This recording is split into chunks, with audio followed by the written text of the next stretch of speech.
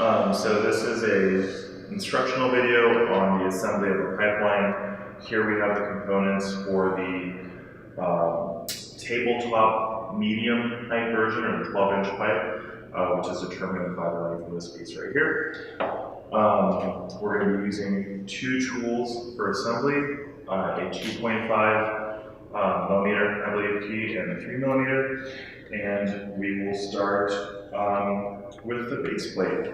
So one thing to note is we've already attached 6 rubber feet, 3 on each edge of the front and back of the pipeline for stability. These just peel off and attach like the rubber feet we use in a lot of other products.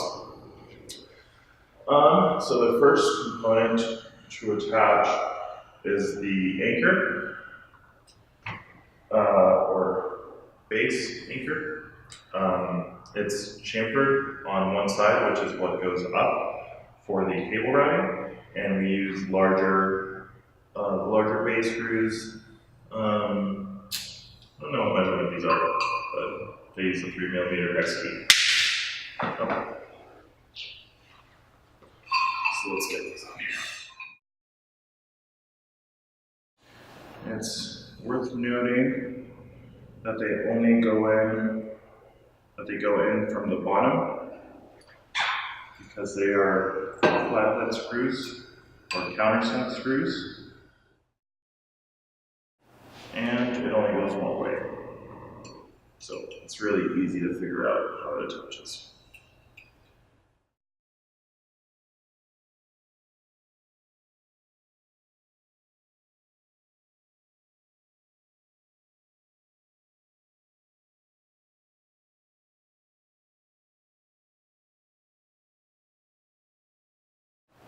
Okay, so now we have the anchor on the base, and the next step is to attach the main tube, and this also only goes one way.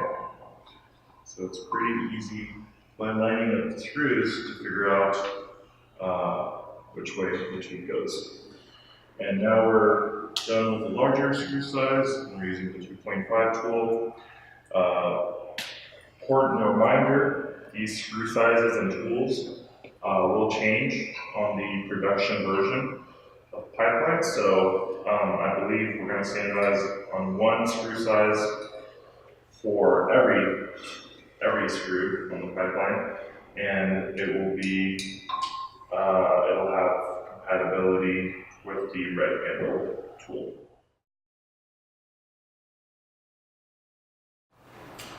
And there are 3 screws that go here. Actually, there's 4 openings and only 3 screws, so I'll have to figure that out later.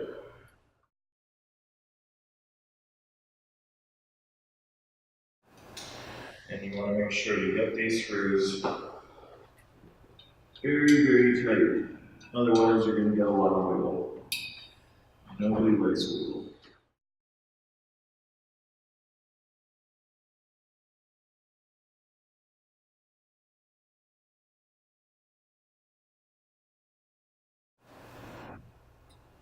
Okay. After you've attached those screws, you want to make sure that you get your transition cover on the main tube before you attach the next piece. And you can tell front and back on this transition cover because it's marked and it has cable openings on the front and on the back over here. So let's see.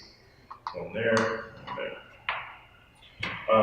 Right now, this transition cover is not attached, but we will also be changing that before the sample goes out the door, and ultimately in production, we'll have to make sure that there's attachment points.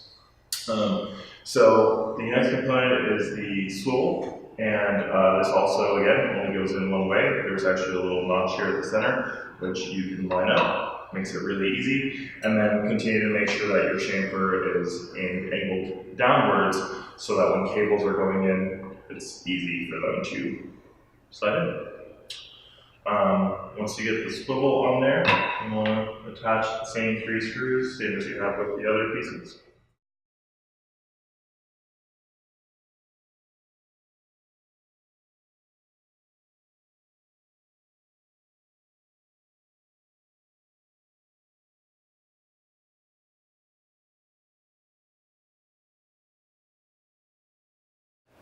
make sure we tighten these up. No wiggle.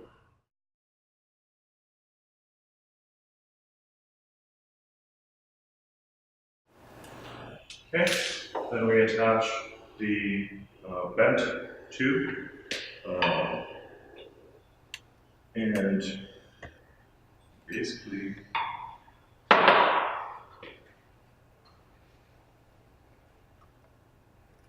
line it up with the notch. There's actually not a notch on the upper piece of the swivel right now. There is the opening on the tube. Of course, that's just one more thing that will change once we get to production. But that's how you would want to build it in production, is lining up those two notches. And we repeat the same 3 screws.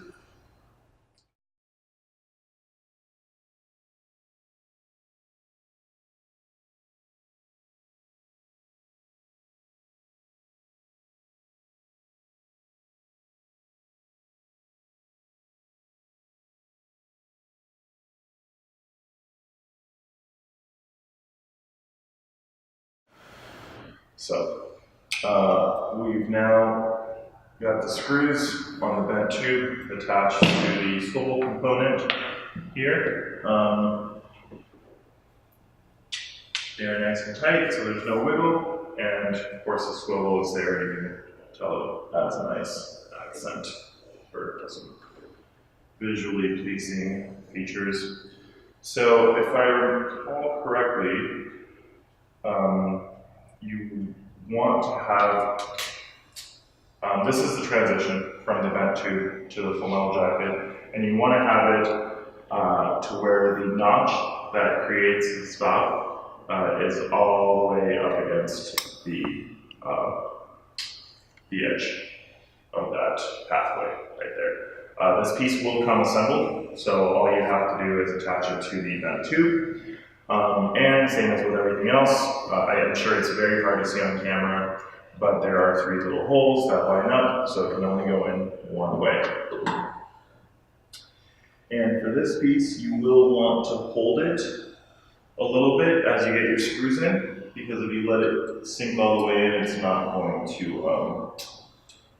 to line up very well. Okay, so the first screw goes in. Let's get the second one.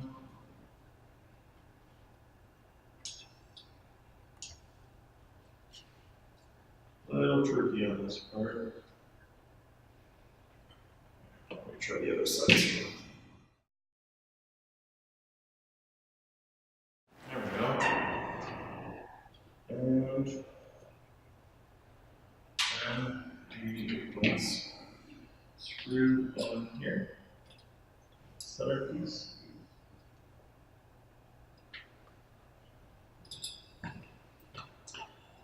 Sorry, viewer, I'll have to get in here. Tighten it with the 2.5mm hex tool.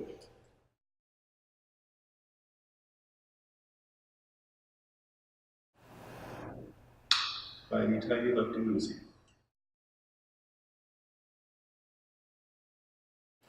Part of what makes Pipeline a more compelling offer is its industrial, heavy-duty, rugged feel.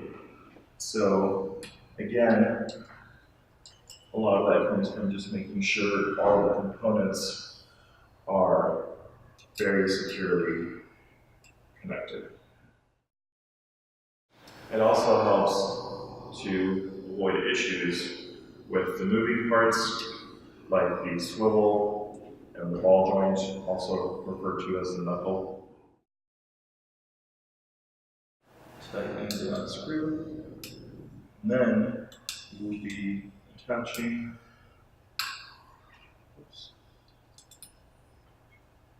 the FMJ. Okay.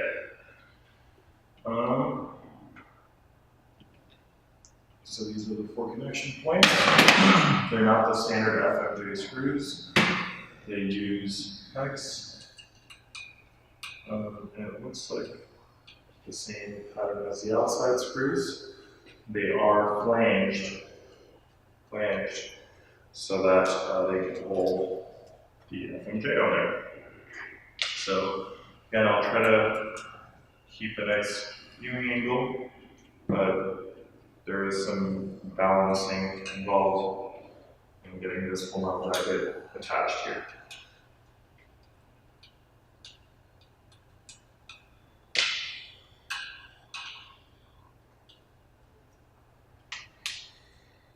Maybe worth it to check in motion at this point. So it looks like our swivel is nice and sturdy, and the ball joint is also nice and sturdy, while also being having a range of motion. So let's see. You have to line up that 75mm pattern. Show the camera here. With the holes, and just start getting these flanged, like screws in to hold the full mount.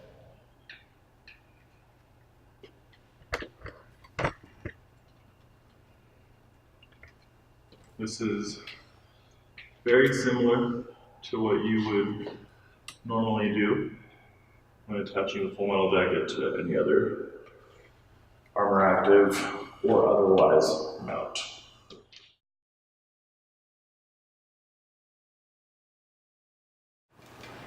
So we have our screws in, and let's tighten them up. Make sure our full metal jacket is nice and secure.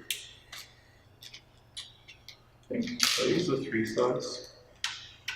3 is too big. There's probably an in-between size on this screw that I am missing, but that's okay. We'll capture that later. Yeah, there's definitely an in-between size screw on that. In any case, for the purposes of this video, the FMJ is secure enough.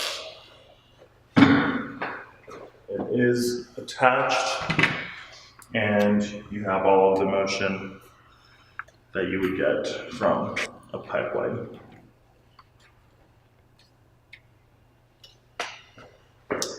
Email me for any questions. Thank you.